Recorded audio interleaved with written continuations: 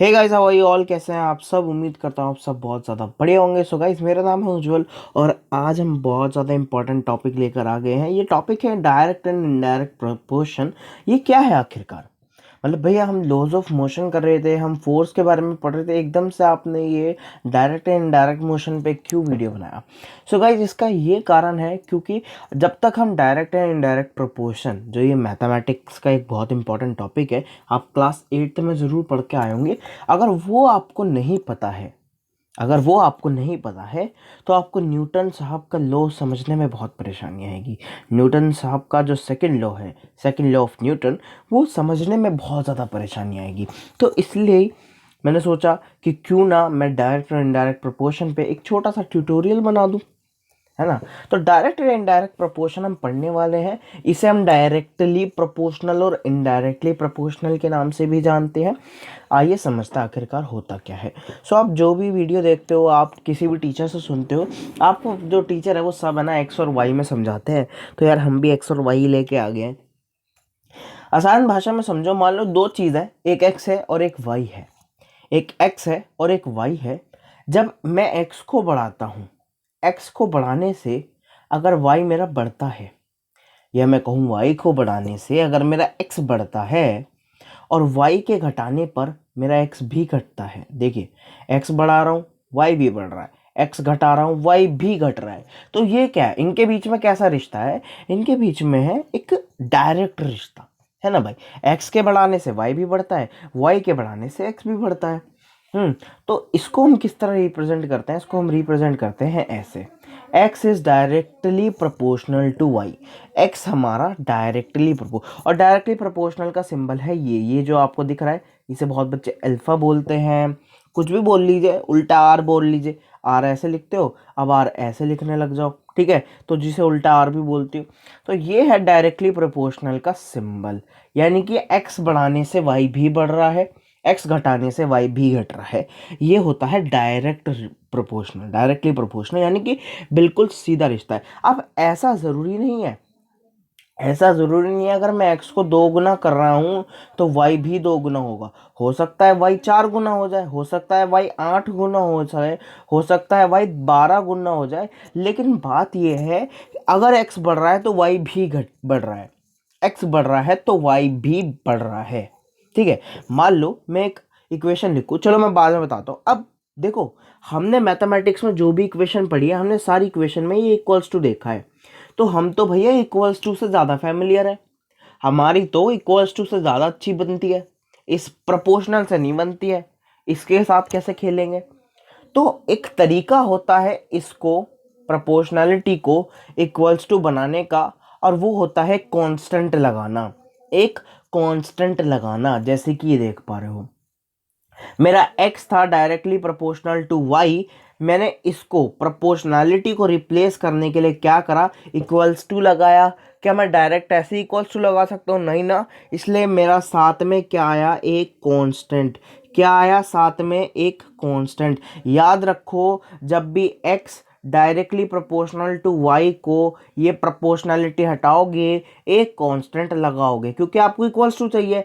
तो एक प्रोपोर्शनल लगाओगे, एक कांस्टेंट लगाओगे, जिसे आप x बोलते हो, k बोलते हो। देखो, ये बोलने का तरीका है, कुछ लोग k बोलते हैं, कुछ लोग c बोलते हैं। x इक्वल सी वाई, ठीक है? तो कांस्टेंट है, सिंबल कुछ भी दे सकते हो। पॉपुलर सिंबल इसका के होता है, अगर जनरल टर्म में लिखते हो, जनरल टर्म में, ठीक है?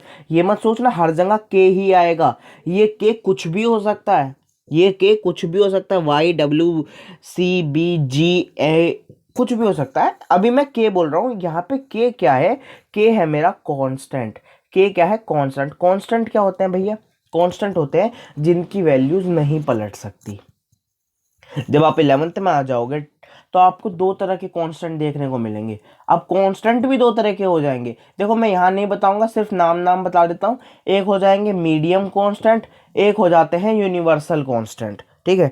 एक हो जाते हैं मीडियम कांस्टेंट, एक हो जाता है यूनिवर्सल कांस्टेंट। फिलहाल समझ लो कि है हमारा कांस्टेंट, ठीक है? अब ये कांस्टेंट लगता क्यों है भाई? ये कांस्टेंट लगता है इसलिए, जैसे मैंने कहा था कि x अगर 2 गुना हो रहा है तो ज़रूरी नहीं y भी 2 गुना हो रहा हो सकता हो 4 गुना हो रहा हो, है, हो सकता हो 4 गुना हो रहा हो। जैसे ये इक्वेशन देखो, मैं कहूँ x equals 4y, x equal 4y, ये इक्वेशन सबने देखी होगी कभी ना कभी, x इक्वल 4y। इसमें मेरा ये बता सकते हो x बढ़ने से y बढ़ रहा है कि नहीं बढ़ रहा है? बिल्कुल बढ़ रहा है। अगर मैं x को बढ़ाता हूँ, मैं y को बढ़ाता हूँ, तो x बढ़ता है नहीं बढ़ता है? y की वैल्यू कुछ रखो, y की वैल्यू 1 डाल के देखो, x की वैल्यू 4 आएगी, y की वैल्यू 1, x की वैल्यू 4, y की वैल्यू जरा 2 करना, x की वैल्यू 8, y की वैल्यू 3 करो, x की वैल्यू 12। तो y की वैल्यू बढ़ाने से x की वैल्यू बढ़ रही है ना? y की वैल्यू बढ़ाने से x की वैल्यू बढ़ रही है। अब किस रेट पे बढ़ रही है वो भी तो देखना पड़ेगा, वो भी तो देखना पड़ेगा। इसलिए ही जो ये x डायरेक्टली प्रोपोर्शनल था y के लिए, जब हम इसे हटाते हैं तो एक कांस्टेंट लगाते हैं, तो यहाँ पे जो 4 है ना, ये 4, ये किसका रोल प्ले कर रहा है? कांस्टेंट का। तो 4 क्या है? कांस्टेंट। समझ में आ गया? ऐसे ही x इक्वल्स के वाई जो है हमारी एक जनरल इक्वेशन हो जाती है, इसको जब हम इस फॉर्म में लिख सकते हैं। अब मैंने फिर कह रहा हूं कि कोई भी वैल्यू ले सकता है, के कोई भी वैल्यू ले सकता है, 1 2 3 3 3.666 1.222, कोई भी वैल्यू ले सकता है। ठीक है, ज़्यादातर जो ये वैल्यू आप फिजिक्स में जब पढ़ोगे तो साइंटिस्ट आपको निकाल के देंगे, आपको निकालने के लिए परेशान होने की ज़रूरत नहीं है। ठीक है, अब के को हम कांस्टेंट बोलते हैं, ये पता चल गया। अब के को हम कांस्टेंट तो बोलते हैं, एक इसका और भी नाम है, वो है प्रोपोर्शनैलिटी कांस्टेंट, क्योंकि कांस्टेंट का है ये प्रोपोर्शनैलिटी का, तो इसे हम क्या बोलते हैं? Proportionality constant. अब यहाँ पे मैंने एक अच्छी चीज़ लिख रखी है, वो क्या है? X can take any value, x can take any value and can be calculated. X कोई भी वैल्यू ले सकता है और वो हम कैलकुलेट कर सकते हैं, परेशान होने की ज़रूरत नहीं है। ठीक है, अब ये तो हुआ डायरेक्ट रिश्ता, एक के बढ़ाने से दूसरे का बढ़ना, एक्स के बढ़ाने से वाई का बढ़ना, ये हुआ डायरेक्ट रिश्ता है। इसलिए हमने क्या बोल दिया? Direct proportional. क्या बोल दिया? Directly proportional. और लिखते कैसे हैं? ऐसे, x is directly proportional to y. ये क्या रिश्ता हुआ? डायरेक्ट रिश्ता। समझ में आ गया ना? एक के बढ़ाने से दूसरे का बढ़ना, एक के घटाने से दूसरे का घटना, कैसा रिश्ता है? डायरेक्ट रिश्ता है। इसलिए हम क्या बोलते हैं? Directly proportional. अब ज़रूरी थोड़ी ऐसा हो भाई, एक के बढ़ाने से अगर दूसरा घट रहा हो और दूसरे के घटाने से क्या पता पहला बढ़ रहा हो, ऐसा भी तो हो सकता है। एक के घटाने से दूसरे का बढ़ना, दूसरे के घटाने से पहले का बढ़ना, ये कैसा रिश्ता हुआ? ये तो इन्वर्स हुआ, उल्टा रिश्ता हुआ। मैं कम हो रहा हूँ तो तू ज़्यादा हो रहे हो, दूसरा कम हो रहा है तो एक ज़्यादा हो रहा है, तो ये कैसा है? Inverse proportional. कैसा है? Inverse proportional. अब इसे लिखेंगे कैसे? आप सोच रहे होंगे डायरेक्ट के लिए तो ये सिंबल आता होगा, इनवर्सली के लिए कुछ उल्टा आता होगा। इनवर्सली के लिए ऐसे लिख देते होंगे, कैसे? ऐसे लिख देते होंगे। नहीं भाई, बहुत बच्चों के मन में मिथ होता है कि इनवर्स का सिंबल ही होता, नहीं, सिंबल यही है, लिखने का तरीका पलटा है। देखो, हम लिख रहे थे डायरेक्ट रिलेशन को, x is directly proportional to y, दोनों देखो न्यूमरेटर में थे। अब यहाँ देखो, x is inversely proportional to y, x ऊपर आ गया न्यूमरेटर में, y डिनोमिनेटर में आ गया, y डिनोमिनेटर में आ गया, y डिनोमिनेटर में आ गया, 1/y लिख दिया मैंने उसे। ये क्या है? इनवर्स प्रोपोर्शनल, यानी कि एक के बढ़ाने से दूसरे का घटना, एक के बढ़ाने से दूसरे का घटना। समझ में आता है? समझ में आता होगा, आ ही गया होगा। ठीक है, जैसे आप इस पे एक एग्जांपल भी दे सकते हो, डिस्टेंस होता है मेरा speed into time, speed into time, है ना? लेकिन अगर मैं पूछूं आपसे स्पीड क्या होता है, स्पीड क्या होता है, तो स्पीड आप कहोगे distance upon time, distance upon time. मुझे ये बताओ, अगर मैं डिस्टेंस को तो रखूँ सेम, मान लो 40 किलोमीटर को 40 किलोमीटर रखूं, मैं कहूँ आप 40 किलोमीटर जो है वो 1 घंटे में ट्रैवल कर रहे थे, अब मैंने समय घटाकर, तो मुझे अच्छा 40 किलोमीटर 1 घंटे में स्पीड बता सकते हो? 40 किलोमीटर पर आवर, 40 किलोमीटर 1 घंटे में, 40 किलोमीटर पर आवर। मैंने टाइम 1 घंटे से आधा घंटा कर दिया, टाइम 1 घंटे से आधा घंटा कर दिया। देखो, टाइम में घटा रहा हूँ, टाइम में घटा रहा हूँ, क्या मेरी स्पीड बढ़ रही है? कैलकुलेट करना। 40 kilometre per hour, distance same है, टाइम घटा दिया।